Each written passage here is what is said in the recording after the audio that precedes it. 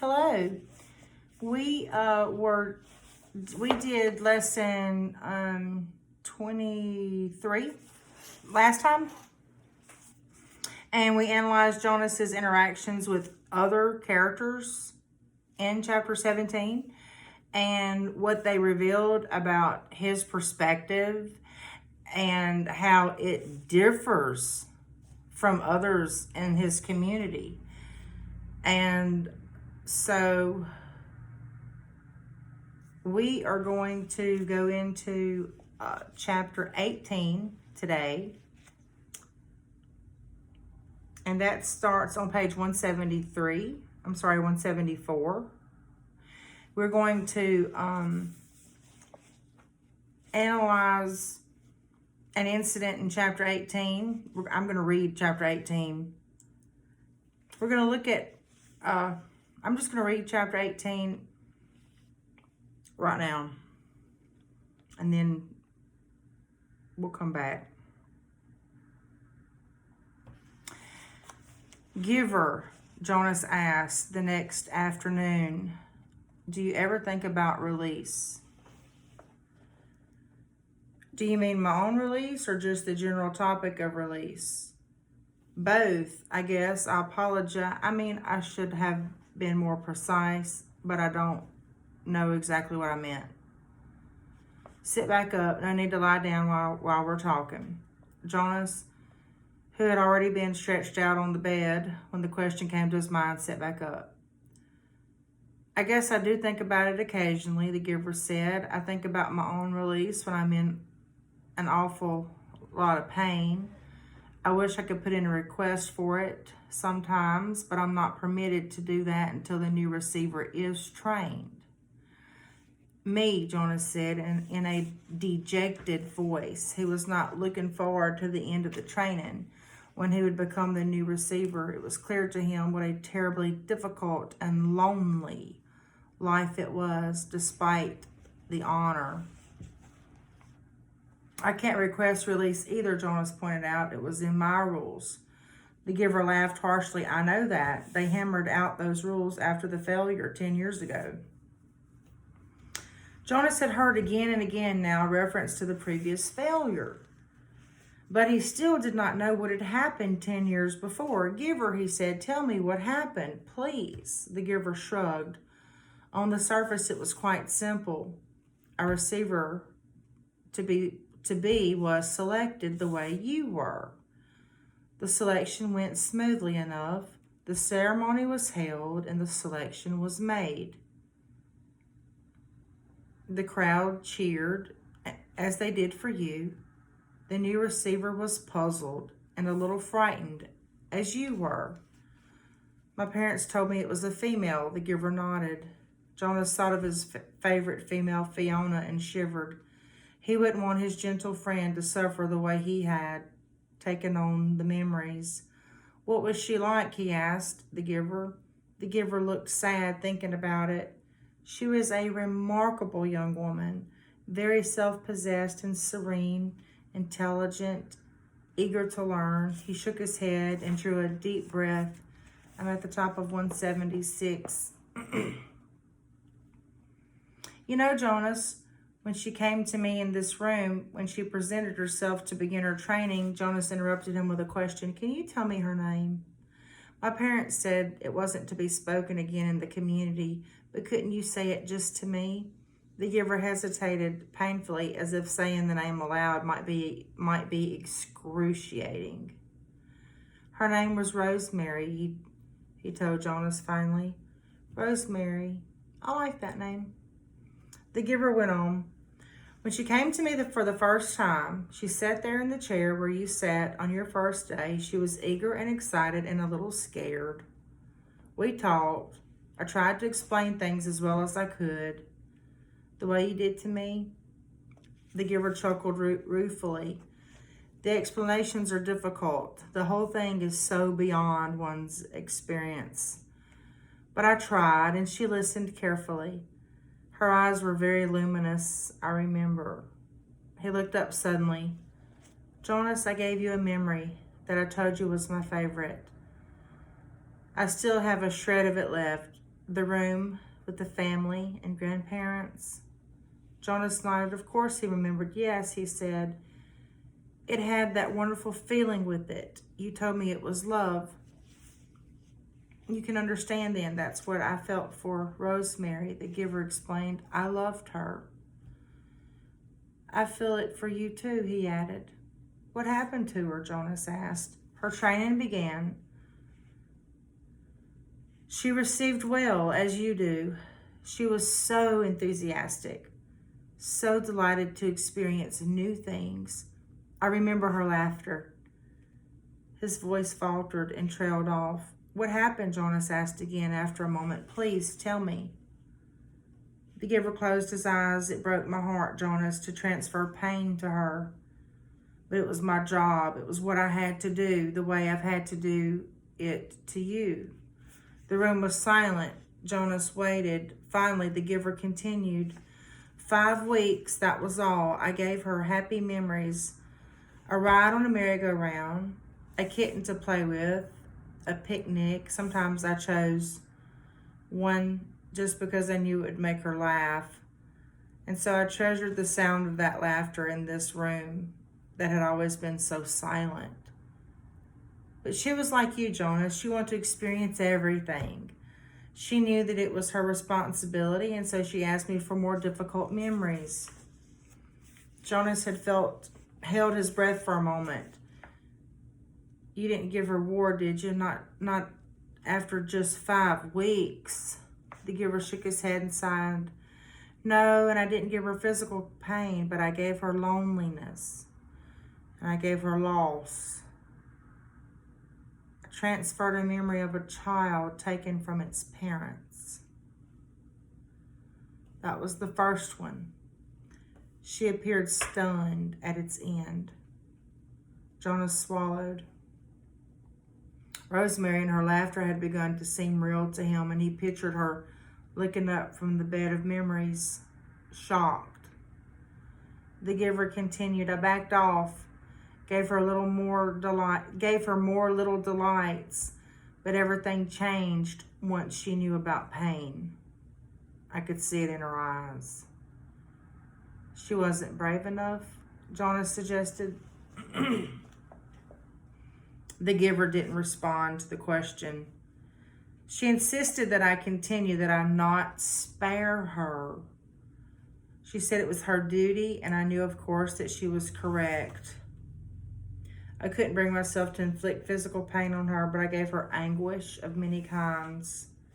Poverty and hunger and terror. I had to, Jonas. It was my job, and she had been chosen. The giver looked at him imploringly. Jonas stroked his hand. Finally, one afternoon, we finished for the day. It had been a hard session. I tried to finish as I do with you by transferring something happy and cheerful. But the times of laughter were gone by then. She stood up very silently, frowning as if she were making a decision. Then she came over to me and put her arms around me. She kissed my cheek. As Jonas watched, the giver stroked his own cheek, recalling the touch of Rosemary's lips 10 years before. She left here that day, left this room, and did not go back to her dwelling. I was notified by the speaker that she had gone directly to the chief elder and asked to be released. But it's against the rules. The receiver in training can't apply for a rule. It's in your rules, Jonas, but it wasn't in hers. She asked for release, and they had to give it to her. I never saw her again. So that was the failure, Jonas thought. It was obvious that it saddened the giver very deeply, but it didn't seem such a terrible thing after all. And he, Jonas, would never have done it, never have requested release, no matter how difficult his training became. The giver needed a successor, and he had been chosen. A thought occurred to Jonas. Rosemary had been released very early in her training. What if something happened to him, Jonas? He had a whole year's worth of memories now. Giver, he asked. I can't request release, I know that. But what if something happened, an accident? What if I fell into the river like the little 4 Caleb did? Well, that doesn't make sense because I'm a good swimmer. But what if I couldn't swim and fell into the river and was lost? Then there wouldn't be a new receiver. But you would already have given away an awful lot of important memories. So even though they would select a new receiver, the memories would be gone except for the shreds that you have left of them. And then what if he started to laugh suddenly? I sound like my sister, Lily, he said, amused at himself. The giver looked at him gravely. You just stay away from the river, my friend. He said. The community lost Rosemary after 5 weeks, and it was a disaster for them. I don't know what the community would do if they lost you. Why was it a disaster? I think I mentioned to you once, the giver reminded him that when she was gone, the memories came back to the people. If you were to be lost in the river, Jonas, your memories would not be lost with you. Memories are forever. Rosemary had only those 5 weeks worth, and most of them were good ones. But there were those few terrible memories, the ones that had overwhelmed her. For a while, they overwhelmed the community. All those feelings, they had never experienced that before. I was so devastated by my own grief at her loss and my own feeling of failure that I didn't even try to help them through it. I was angry too. The giver was quiet for a moment, obviously thinking. You know, he said firmly, if they lost you with all the training you've had now, they'd have all those memories again themselves. Jonas made a face. They'd hate that. They certainly would. They wouldn't know how to deal with it at all. The only way I deal with it is by having you there to help me, Jonas pointed out with a sigh. The giver nodded. I suppose, he said slowly, that you could what? The giver was still deep in thought. After a moment, he said, if you floated up in the river, I suppose I could help the whole community the way I've helped you. It's an interesting concept. I need to think about it some more. Maybe we'll talk about it again sometime, but not now. I'm glad you're a good swimmer, Jonas, but stay away from the river. He laughed a little, but the laughter was not lighthearted. His thoughts seemed to be elsewhere, and his eyes were very troubled. So that concludes chapter 18. And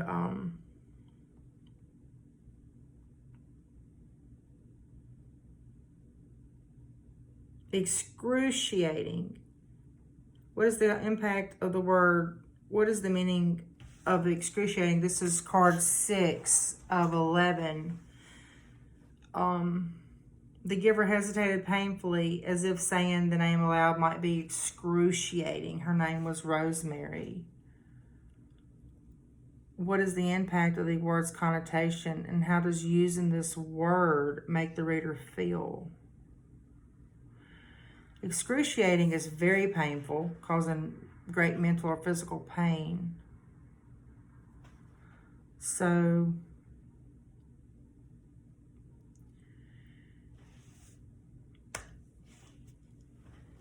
if you hear the word excruciating, do you feel positively or negative? It has a negative connotation to it. Okay. And does it have,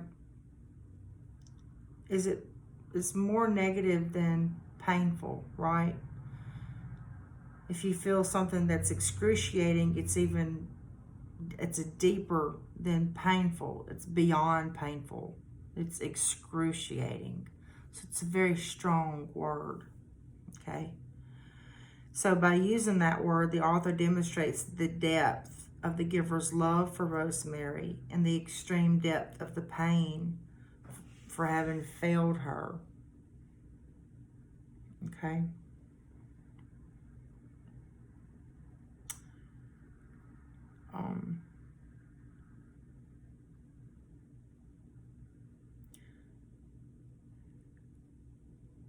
It says define inflict, anguish, and imploringly. This is card 8 of 11. Inflict is to cause someone to experience or to be affected by something unpleasant. I couldn't bring myself to inflict physical pain, so he did not want Rosemary to experience something unpleasant. I gave her anguish of many kind, extreme suffering, grief, pain. What did he give her? Poverty, hunger, terror. So he gave her something emotional. Poverty is physical. But I guess it's a different physical pain, hunger, than maybe pain from if you were hurting, like a back pain or a neck pain or some type of a pain, like maybe from breaking something, where you would feel a physical pain from a broken limb or something like that. And then imploringly, I had to, Jonas, it was my job. She had been chosen. The giver looked at him imploringly. Jonas stroked his hand. So the giver looks at him imploringly, and imploringly is begging in a very serious and emotional way. So what is the connections with these words? I'm just going to read to you what Learn Zillion has. The word excruciating has a more severe negative connotation than just using a word like painful. By using this word, the author demonstrates the depth of the giver's guilt for having inflicted the anguish on her and ultimately causing her to choose to be released. He would not. If there's any way, he had no idea that she would do that. There's no way he would have done that to her on purpose. The use of the word imploringly suggests that he's almost begging Jonas to understand and to forgive him for doing what he had to do. He knew that it was his job to, as the giver, to give the memory, but he did not realize her reaction would be to ask to be released.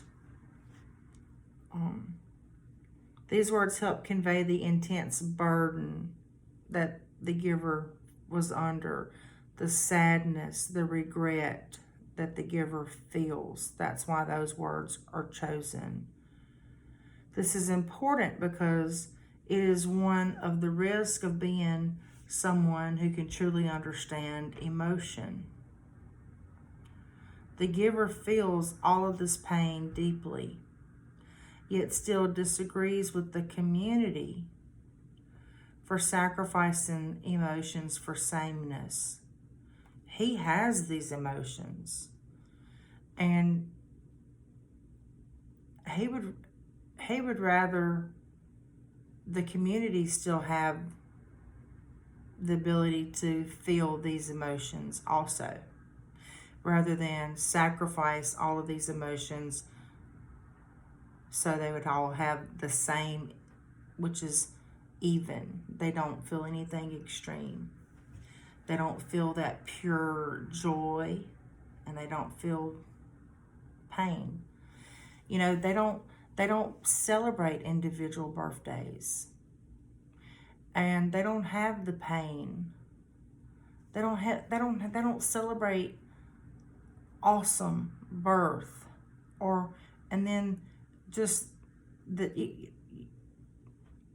just the sameness causes them just to be, it's different. It's so different.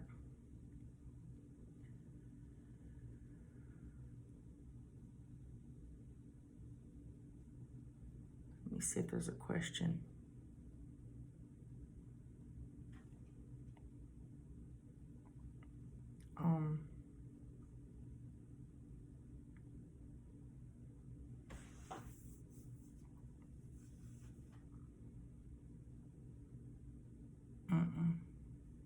don't think so.